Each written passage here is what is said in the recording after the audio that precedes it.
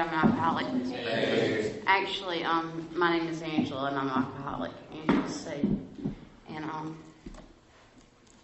I am so nervous.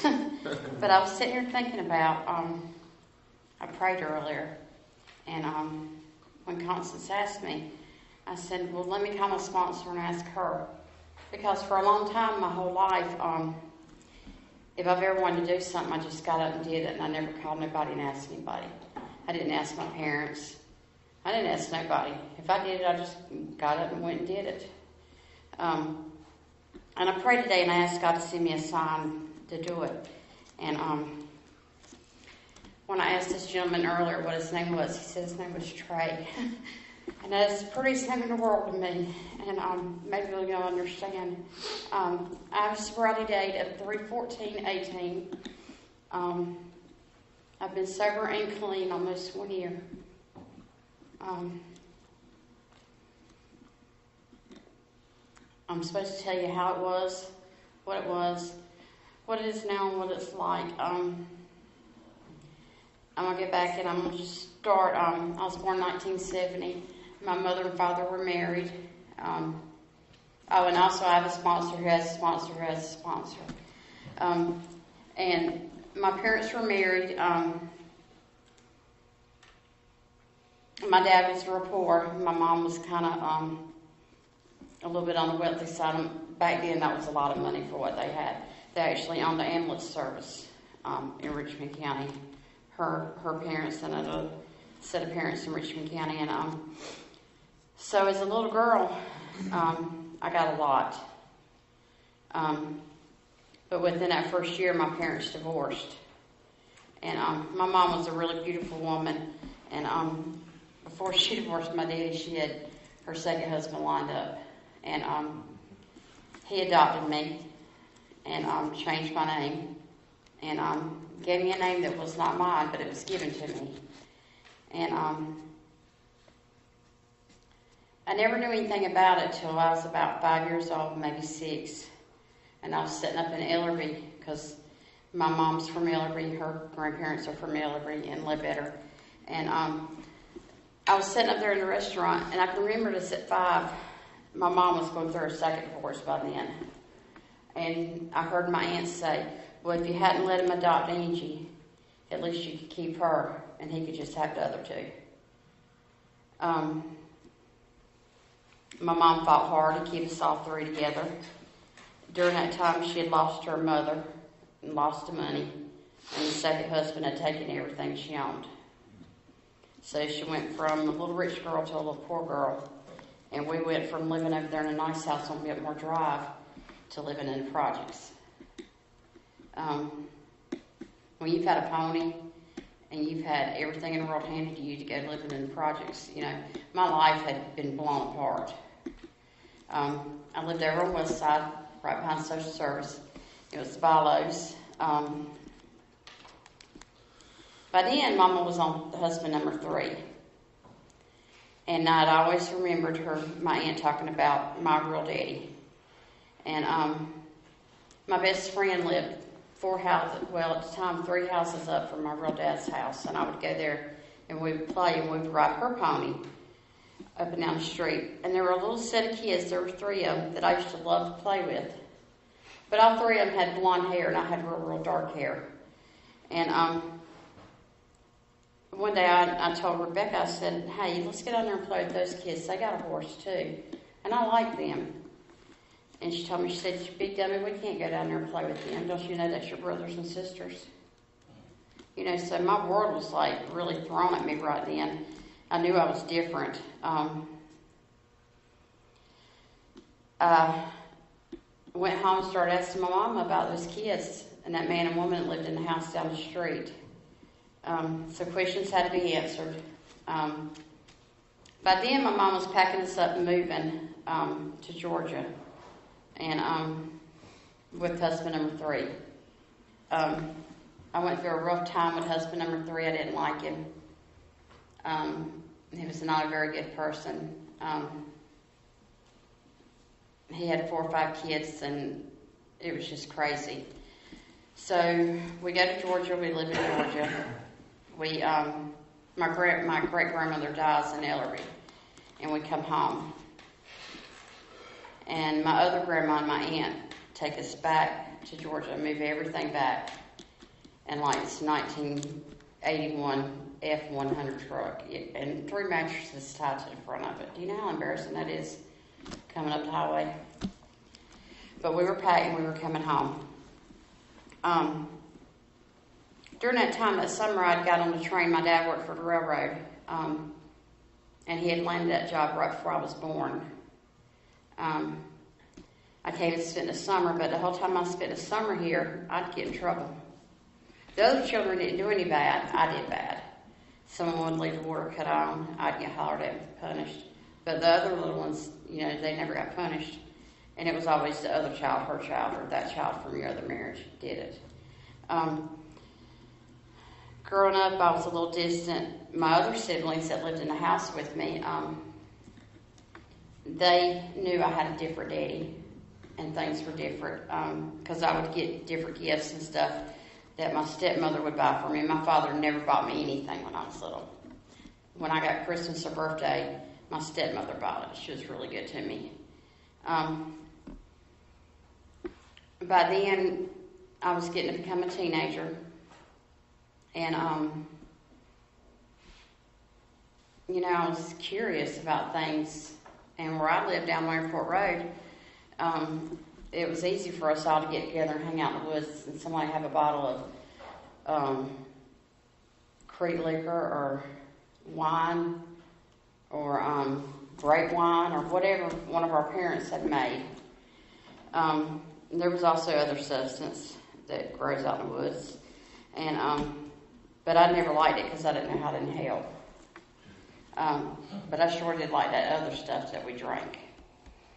And I drank it, and felt good. Felt really good. And I didn't feel different anymore. So I had an older sister with my other siblings that my dad had adopted from his second wife's first marriage.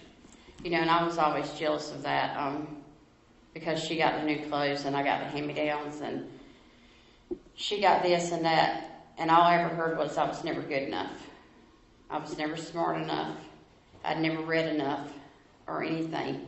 So one year I read like 10,000 books just to prove how smart I was. And but it was still never good enough. And my mom did the best she could do. By then she's on husband number 4. Very good looking woman. And she also had a boyfriend. Husband and boyfriend. So my insight on what a marriage was wasn't real good. I had lots of aunts and uncles on both sides of my family. They took the place of my grandparents dying when I was real young, and I still received lots of stuff. My aunts took care of me. My uncles took care of me. They were the most wonderful people in the world. Even on my dad's side, I had one aunt that really took care of me. And, well, then I'm going through high school. And I meet this boy, and I'm 14. I didn't care that he was 19. I liked him. I told my mom he was still in high school, and he'd already been graduated like a year. Well, we were doing really good, and I was able to see him. He was able to come to my house and visit me. But we weren't never allowed to go anywhere. So one night he wanted to take me somewhere to get something to drink. My mom's like, oh, no, you won't be going nowhere. And she said, you're not going anywhere with an 18-year-old boy. And his brother says, 18? He's fixing to be 20. And I was sitting there thinking, God knows, you really going to tell something. Because I had it all going on. And my mom was not stupid. She was a very smart lady on some things, and she really tried the best. She worked 3 jobs for us to be able to have things, and we didn't get a lot from her, but what we did get was a work ethic.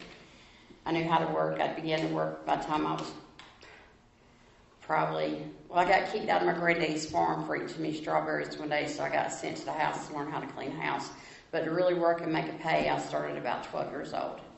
And I sold peaches up in Morgan to a bunch of northern people from Ohio coming down every summer for my uncle.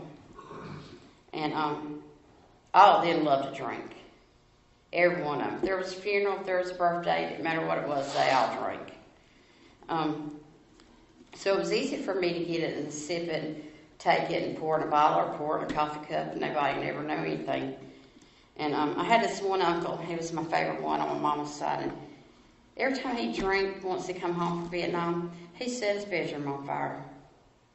So what I would do is I'd go up there and take this liquor from up there and bring it downstairs to my grandparents' house, and I would drink it because I didn't want him drinking anymore and catch the house on fire.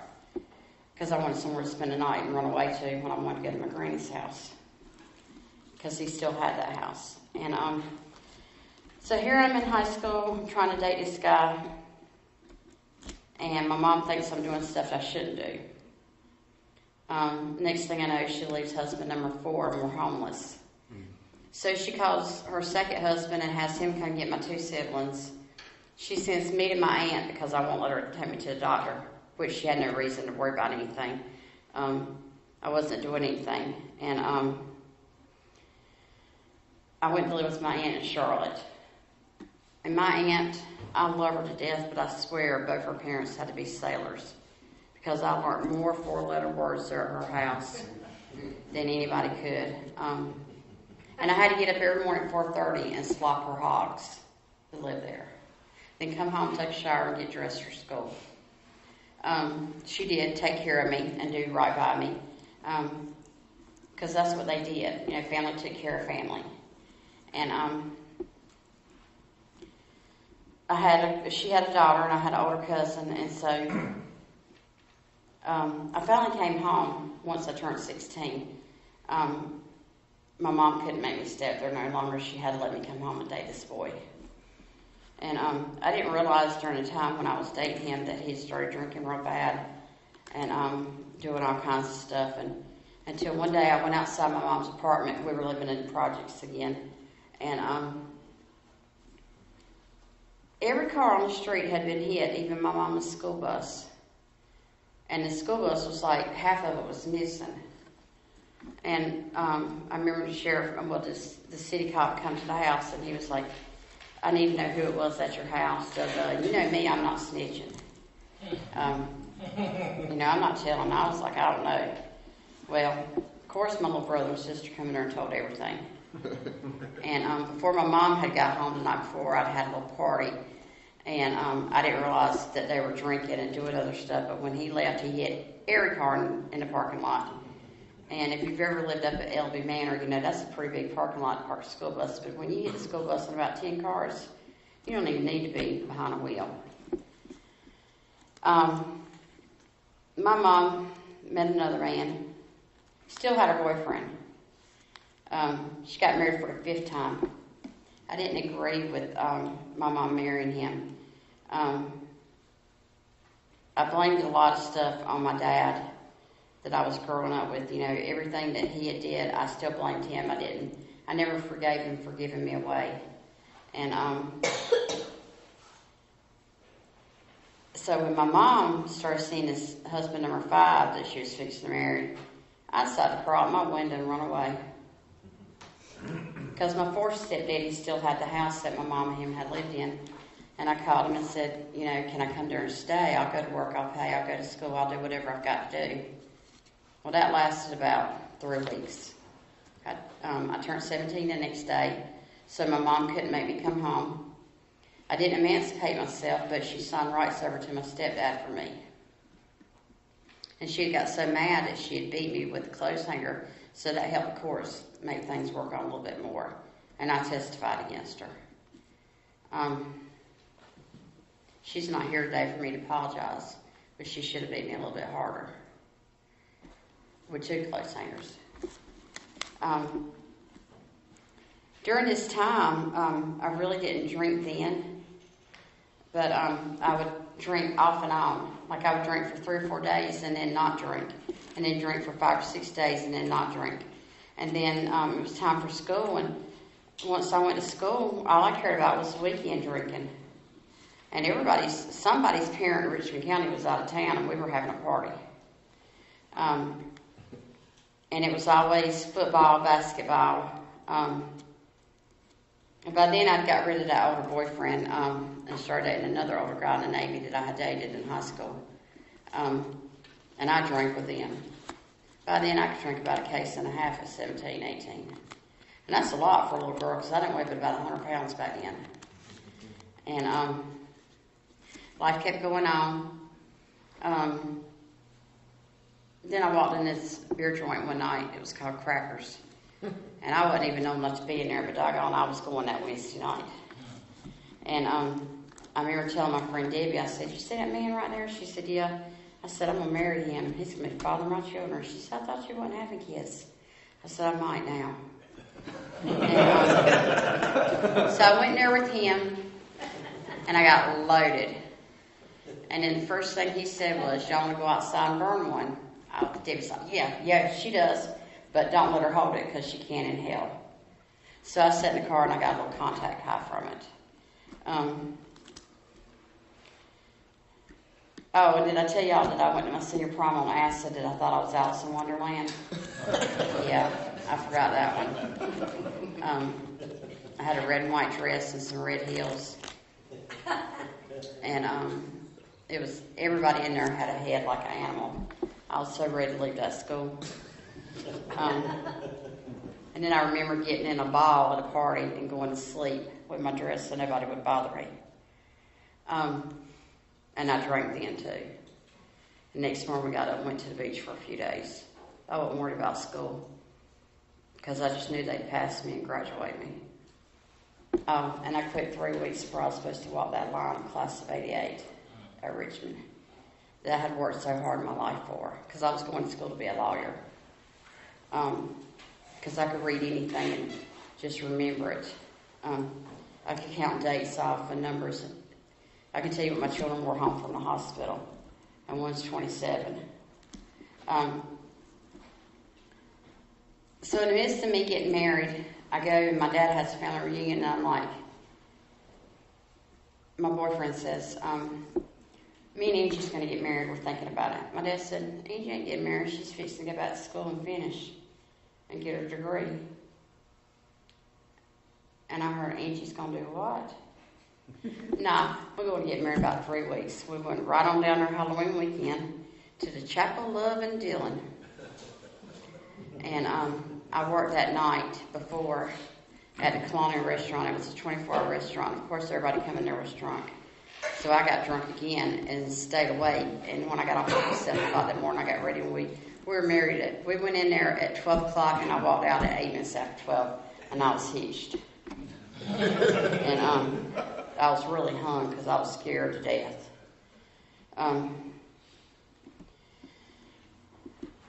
Thinking about things going on, I didn't realize at the time my husband didn't have a driver's license, but he drove all the time.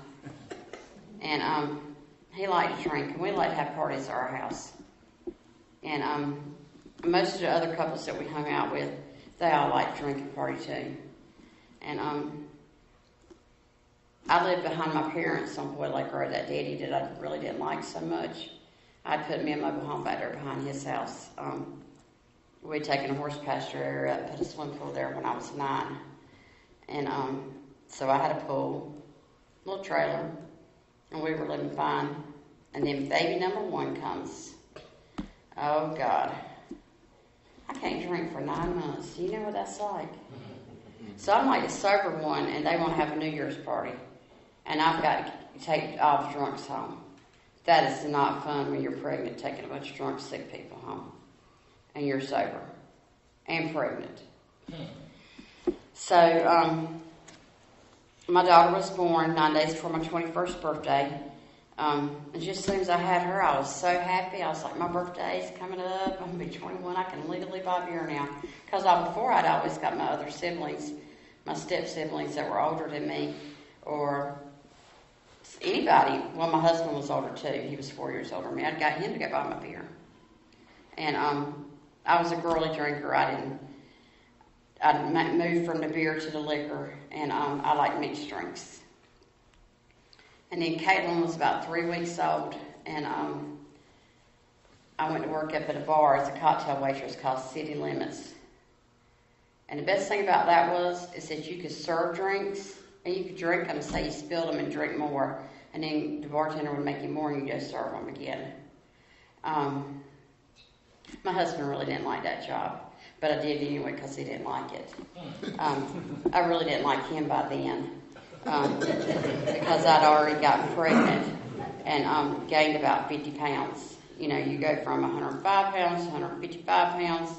You know, men tend to not like these things. But I was the type of person I could walk into a room and just talk to anybody and hold conversation. And he kind of didn't like that sometimes. And then sometimes he did. But he'd let me go anywhere I wanted to as long as I didn't go to South Carolina to drink over the line. And you know, that was me. As soon as they said, don't go to South Carolina, I'd get in that car, find me a driver, and we'd go to South Carolina. We'd stay out there all night long until the sun come up, till they made us leave the place. And then I'd come home and swear I'd been off somewhere at somebody's house or somewhere eating, and it took forever. At that time, my husband was drinking really bad, and he had committed larceny. But me being a good wife, I protected him. I hired a lawyer, got it fixed, because that's what my family did. We didn't go to jail. You'd hired a real good attorney up from uptown, somebody that your granddaddy fished with or something, and you paid enough money and that stuff got taken care of. You would have thought he'd learned his lesson by then. We were going to church. Next thing I know, we're off to the races again. We're drinking and partying again. And doggone it, he wants to go to a race, and we're camping, and doggone, I get pregnant again. And I really didn't like him then. Because during that time, I'd found out that he had a girlfriend. So, you know, what's good for the goose is good for the gander. I got me a boyfriend. And I gave him a son. And I thought, he's got a boy and a girl. We're going to be good. You know, God's gave us a second chance. You know. And we went to church all the time. I was brought up in every church in this whole county. I swear I've been in them twice. At least once. And, you know, I just kept thinking, you know, I gave him a son, I gave him a boy, you know, when is my life going to get easier? And I started drinking more. I started doubting myself. And did I tell you during that whole time I've worked 2 jobs my whole life? I'm 48 years old and I've never not had 2 jobs until this year. The first time in my whole life. It's a pretty good feeling. But you know, I had to supply my habits. I didn't steal or anything. I just worked to make that money. And because we both like nice stuff. And so once I had my second child, I found out he was cheating again. And I was like, Bud, I'm really tired of this. So I got boyfriend number 2. And he let me drink all I wanted to at his house. And let me even stay all night there. And I didn't have to go home and drink and drive back all the way to Hamlet where I lived. And I woke up one day and I was going to a wedding and I left him a Dear John note. Get your crap, get up, get out, leave the house. It's my daddy's land. We own everything, get up and get gone. You can come get your kids every other weekend. And by that time he got caught doing something else again and I couldn't get him out of that charge. He had to wear it. But, you know, people actually liked him and pretty much dismissed it down to a small little infraction. And by the time then, I had went to work for state, and I said, I'm going to work here. And he said, you can't work there. That's not a place for women. And I bust doors down. I was hired in 4 weeks. And that takes about 3 months to usually get one of them jobs. But in 4 weeks, I was working. So, you know, I've kicked him out. I'm working. I'm cleaning houses. I was bonded to put money in those little teller machines, and the garden girls put money in there. And if one of them wasn't there, I'd just help them count it. We'd put in there. I had some friends of mine. I would babysit their kids with my kids while they went to Florida and stayed gone. And I'd run their pawn shop. You know, I was always doing something. Sometimes I had 3 jobs, but money was never enough. My children liked horses. They liked to do this and do that. Well, as long as I gave them those gifts, I could go out at night and not have to worry about them. My parents were good to me. My siblings were good to me. They babysat so I could work.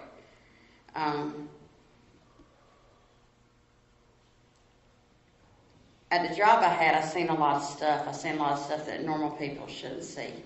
Nobody should see, and especially not a 20, 36 and a 30-some-year-old woman see. I seen stuff that I wish no one would ever have to see, from death to almost dying to some of the crazy stuff you don't even think really happens, but does. And I drank a lot during that time. And they say that one job that I held, that if you didn't fight it, most people there were alcoholics. And I remember, because as soon as we left work in the mornings, we'd all meet at the store and get a beer, you know, or something. So, you know, I didn't believe it until I sat back and thought about this. Got married to husband number 2, me, in 2005. I was so tired of working 2 jobs then. He was an ex-dope dealer, straight out of the federal penitentiary. My daddy told me he was trash, and when your daddy tells you they're trash, you better listen. And he didn't say don't marry him. He just said you can't live up here with him on my property. You go back down to South Carolina. Doggone, I went. I stayed married to him 7 months, 7 days. When I went to work that day, I went there and took my rings off and laid them on the dresser, not thinking anything, because they didn't mean nothing to me because I didn't love him. I just liked his wallet. And I didn't like him. He wouldn't let me drink, wouldn't let me do anything. He wanted to control me. And I'm not real good under control. And I left and went to my dad's house and said, hey, I know he's going to take this car. Can I borrow one of the trucks and go get the horse trailer and move my furniture from mine and his house back to my old place, because I never gave up my house. With living in the projects as a kid, you know, I didn't care if my children did live in a trailer. I didn't want them to have to live somewhere that I lived, and I'd hate it so bad.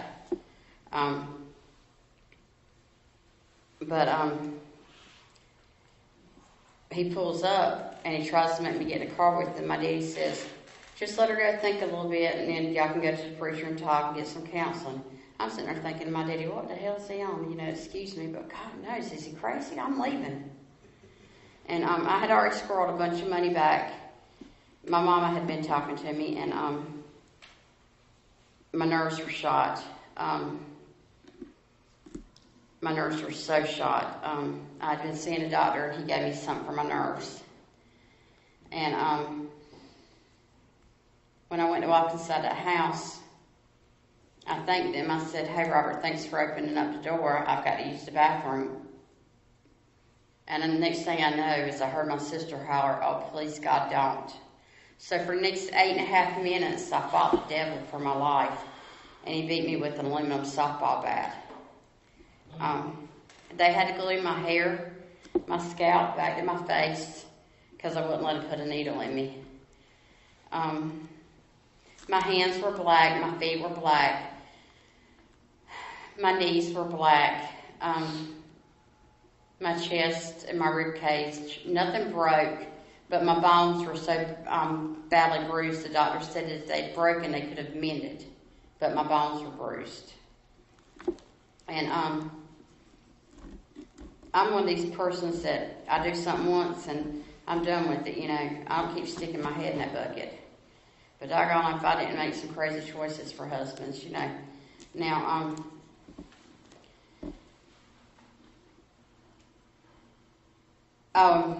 and the only reason I lived through that beating is because I laid my head down and I laid in 2 inches of blood in the carpet. And I prayed to God. I said, Lord, I said, if you let me watch my children grow up, just finish school, I'm okay. Well, he left. He thought I was dead. I got up and walked out. And my sister put me in the truck and took me to the hospital. And they spent the next 3 hours chasing him across South Carolina to get him. The first charge that he got was assault with a deadly weapon, was attempted murder, but then the second charge was assault with deadly weapon, inflicting serious injuries with intent to kill on a government official, because he still worked for his state at the time. They wouldn't ever try him or anything, and when they did try him, I was probably 4 shades in the wind because I knew I had to testify against him, and I wasn't going in there sober. And I had some dry goods in my system. I had some pills. And I testified against him, and I stood as close as 3 feet. And the judge asked him, he said, you know, why'd you stop hitting her? He said, I thought she was dead. And my parents had to listen to this, and they had to listen to the 911 tapes that they say sound worse than any Freddy Krueger movie there is. Because there was 2 of them, one on the outside of my daughter trying to get to me, and one on the other side of my sister trying to get to me. Now, no 15-year-old and no 28-year-old should ever have to hear this stuff. No one should have to hear this. No one should have to feel what that bad felt like. I never received counseling because, you know, I was told I was strong, I could handle it. And, you know, I just started blocking stuff out. And over the years, I had blocked out a lot of stuff drinking because that was my coping mechanism. And as soon as I was away from him and I was good and healed up, about a month later, wasn't nothing for me to go somewhere and party. I'd go to Sarah's, I'd go to the Roadhouse, I'd go to whoever's house was having a party, and got me a new boyfriend. But this time I didn't divorce my second husband. I kept him. I said, if I stay married to this man, now this is a crazy, insane thought. If I stay married to him, then I won't screw up and do it again. Because I'm already married. I can't do adultery. That's a felony. You know, was it bigamy? You know, I can't do that. I'm not going to get a felony. And because I didn't want to charge, because it would mess me up getting a job. So I had the first hand surgery, and they gave me the pills. And pills and alcohol really don't mix real good, because you can get drunk and not realize what you're taking, and you'll sleep for a long time with some alcohol. So then they did the second surgery, and it didn't take. And I drank more and took more. One of my children had graduated high school and was going to college. So it was just me and my little boy there. And he was becoming a teenager then. And he was a good little boy. He did the same thing that I did. He acted out. And he had the same disease I did. He loved alcohol. And he got it back because his mama loved it and his daddy loved it. Neither one of my parents drank in the beginning. My mom drank in the end. But my dad wasn't I've maybe seen him drink 4 beers his whole life. And I've seen him sick one time from drinking, and that's it. But I've drank plenty of times with my mom when I got older. So I quit my job at the state in 2013, and I spent my time making sure that my kid was doing the right thing. Because I can't go to work and be at work, you know, trying to do this and have to come home, and then that cut into my hours going out on the weekend when I wanted to go somewhere. And plus, I didn't know where my kid was. He'd go somewhere, get locked up. I'd have to go get him. You know, those things add up. I didn't get charges, but he got charges. Of course, my dad told me, you know, I wasn't being a good mom. I wasn't doing what I was supposed to do because, you know, good children don't do these things. You know, my other siblings didn't do it. Well, I had that abandoned syndrome. You know, you abandoned me. You're the butthole. You're the demon.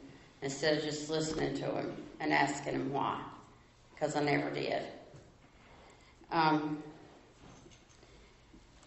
It took me a year and a half to get that kid of mine clean and sober.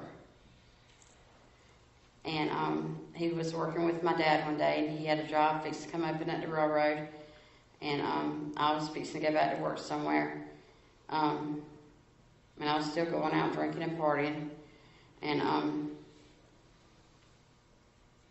he went to school that day, and when he came home, well, he never came home. He got hit by my neighbor walking down Boyd Lake Road, and he was brain dead. And I went straight to that school to pick him up. I'd been eating with my parents because my dad had dropped him off on the way there. They had worked that day putting a roof on for some friends of ours. And he worked with my daddy every day. He was my daddy's sidekick. He was my daddy's mini twin. And he was my baby.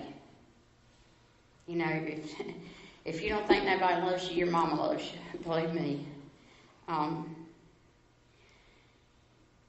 When I was sitting in front of college and I got that phone call, I was like, Daddy, where's Trey? And he's like, he's probably started walking home. He started walking probably.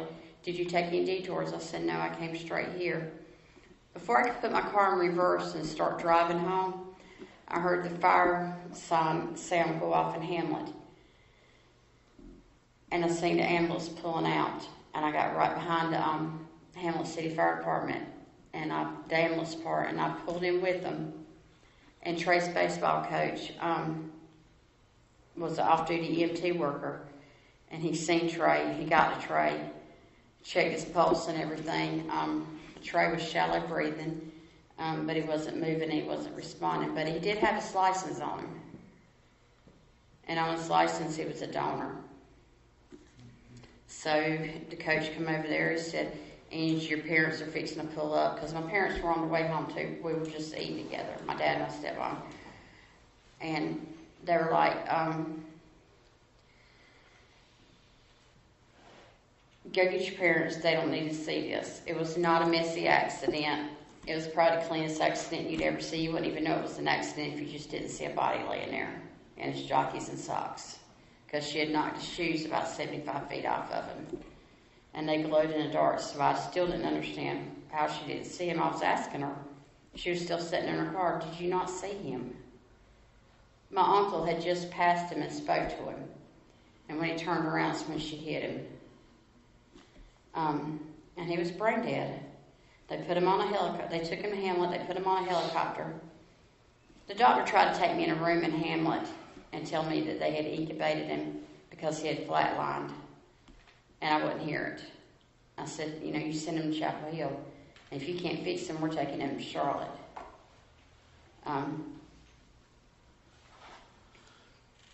My child was a happy child. He was a mischievous little boy.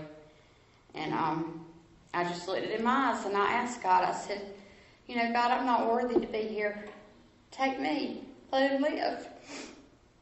But you know what? He wasn't ready for me. He had plans for Trey. So we went to Chapel Hill. We spent the next day there until they pronounced him dead. And then I had to sign 200 pieces of paper stating that Trey was going to be a donor and his major organs would go out to people immediately. So all the way I'm home, by the way, I'm high too because I've taken me enough pills to try to cope with this. All the way, and let me tell you this, when I'm at the school, they come to me and they say, you've got to get someone, they tell my sister, you've got to get someone to take over these people's phones because our switchboard is jammed. This little boy has more cousins and brothers and sisters than anybody in the world. And I looked out there in the parking lot and there were children holding signs. I'm like, hurry home, Trey, we're waiting on you. So I knew my baby was gone. So I had to ride all the way home from Chapel Hill and leave him there. And of course, the doctor called me something in to get me through the next day. I took all them. And then the next day, I had to go to the funeral home and make arrangements. I made arrangements for my mama in 2008. But until you make arrangements for your child, it's the most emptiest feeling you'll ever have. You're going to be numb. You won't even know what the day of the week it is. I sent Trey out and stopped because he was a sharp little tresser. And I made sure that he had everything he needed for that casting. Thank you, Robin. That he needed. So I buried Trey. And I just quit working. I was living off some insurance money I had, and I was waiting for another job to come open. Well, I hadn't gave up that alcohol or that addiction to pills, and I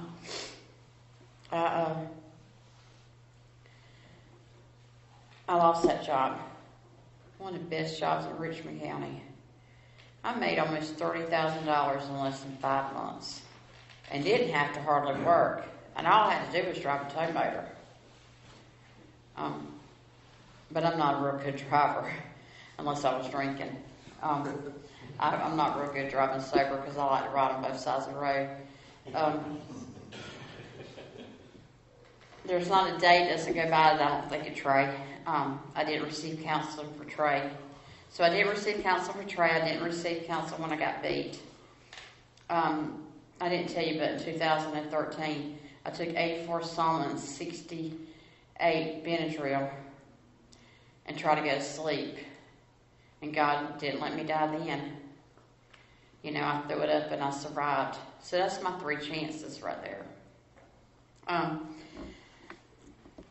After everything going through, my life has been just completely unmanageable. It's been a complete havoc.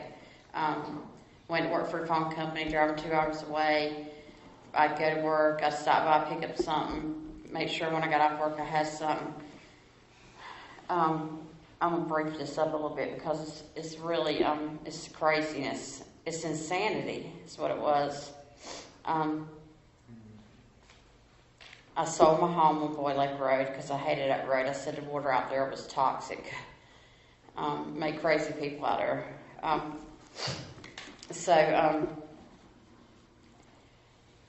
I decided, I got a letter in February last year, and it said that Trey had helped over 65 people. And I've met the guy that got Trey's kidney and pancreas, and the lady that got his knee. You know, I didn't realize that they used my kid's bones and his skin and everything, but he's from here to 13 states. And I woke up and I said, hey, my kid would tell me to put your big girl pants on. And let's roll. He was like, really, Angie, you going out like that? And so I made a point, you know, that I was going to get sober. But I was going out drinking one last weekend. I went out at the weekend and I got really drunk. And I got so drunk that I was sick for about 3 days. And in the midst of this time, I went to a dentist in Florence, and he had ripped off my teeth out of my mouth, and most of them been topped with porcelain. After I got beat, I'd paid for them. He ripped them out without any painkiller, so I thought I was having a heart attack, so I didn't realize that I'd lost 2 pints of blood. So when I decided to get clean, I almost died getting clean. They had to give me 4 liters of potassium, and it was crazy.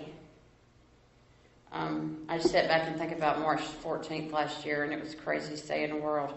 It was about as crazy as it was the day that I'd see Trey laying there dead.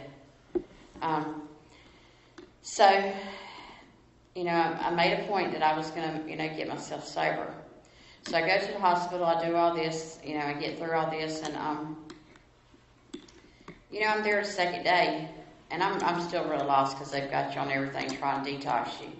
And I detoxed in 3 days. And that night they said, get dressed, AA's coming in there.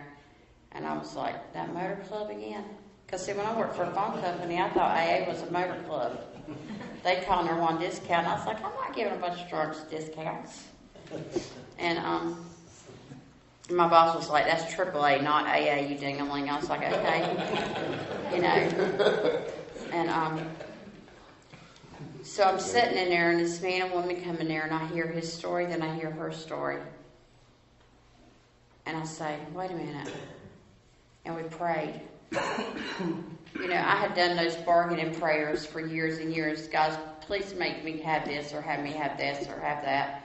But when I got that potassium in me, I prayed to God and told him that if he would ease that pain of that potassium going in me, because I had to have 4 liters in 4 hours worth of it, that I would do everything he wanted me to do, and I would never put anything else in my mouth again that was going to harm my body. And so I did it. So the next night, NA came in there. Well, the third night, they're taking me and putting me in a regular room. And I'm like, man, this is crazy. I like the psych ward, you know. You get food on time. You get to have visitors.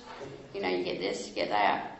Well, I stayed there a week and a half, and then I came home, and I sat home 3 weeks, and there was lots of liquor in that house.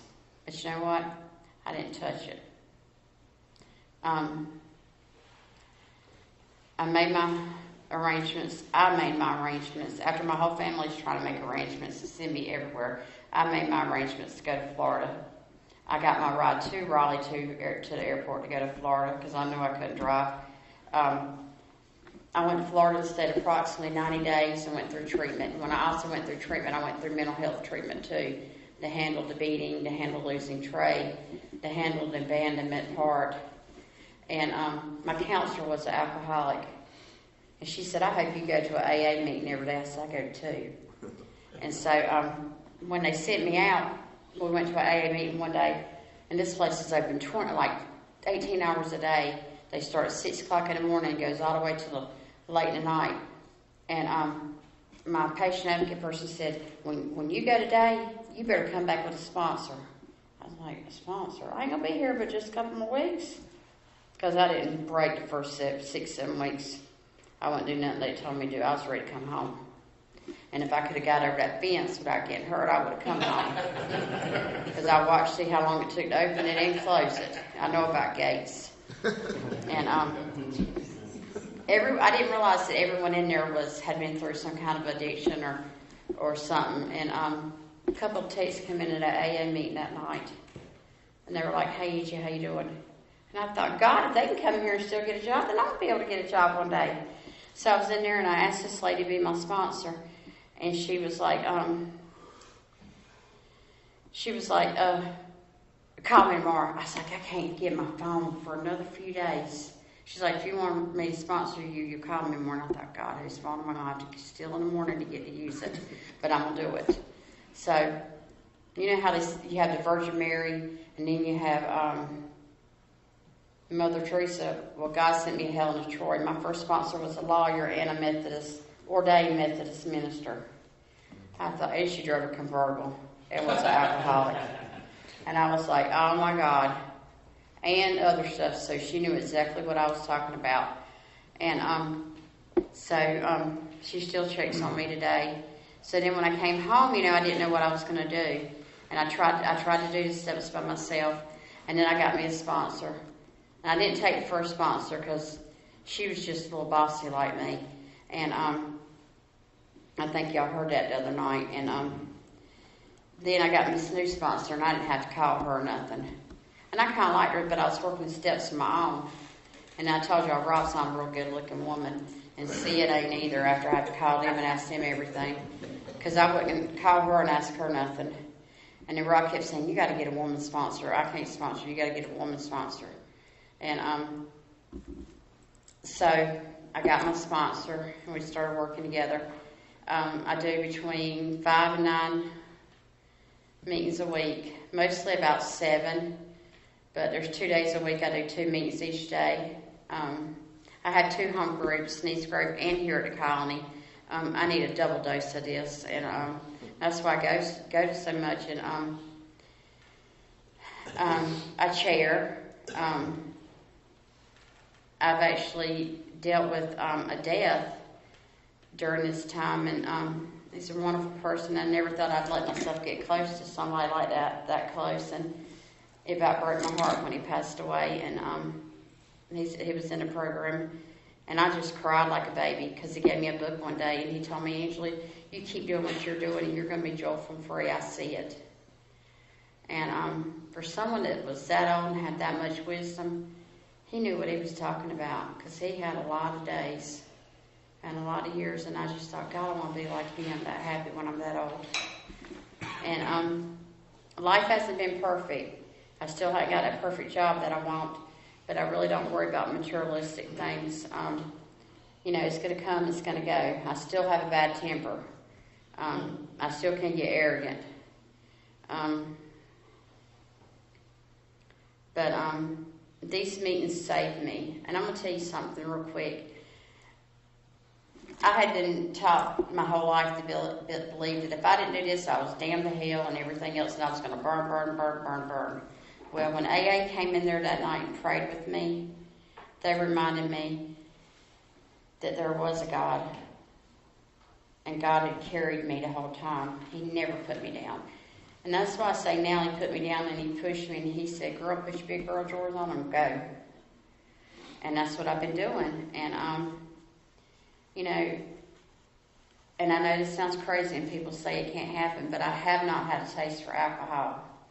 I have not tasted for a narcotic.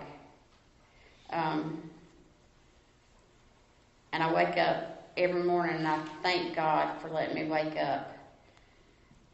Because when I first got out and I first realized that it was so beautiful outside, everything had been gray for so long. Everything was just dull. And I got to the point where I didn't care. I dropped down to like 160 pounds. And I didn't care about eating as long as I had what I needed. And I like to eat. I like food. I'm a big girl. I like to eat. But AA saved me. If I hadn't had AA, by coming in these rooms, listening to these people, and listening to know that there is hope and there is joyfulness in them, and learning that you can pick up one white chip and not have to pick up any more. To me that's a good feeling. And I share it with all my friends and family, and I don't hide it with anybody that I'm an alcoholic or an addict. And that I'm in recovery, and they can either be with me or not be with me. But I had to change my whole scene. I couldn't be with the same people. I had to get rid of friends I'd been friends with since I was a child. But I'm just so grateful to be able to come here and be able to come to the colony. I'm so grateful to know they're going to have a place for women soon, so someone doesn't have to go all the way to Florida. I went to a place that was. I didn't realize that it wasn't really faith-based. They just said, have a higher power. Well, I know my higher power is God. I know there is a God. I know today that, people say this, that, and other, but my higher power is the Lord. I know He is.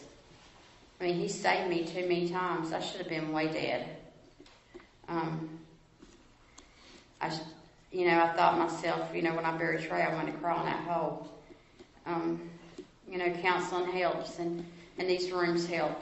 And when you get to come and you get to talk and no one judges you, it's just a wonderful feeling, and it's a peaceful feeling. And to me, that's serenity. And everything has been happening. I was listening to Trey when he read the promises, and it says, God is doing for us what we could not do for ourselves. AA brought God back into my life.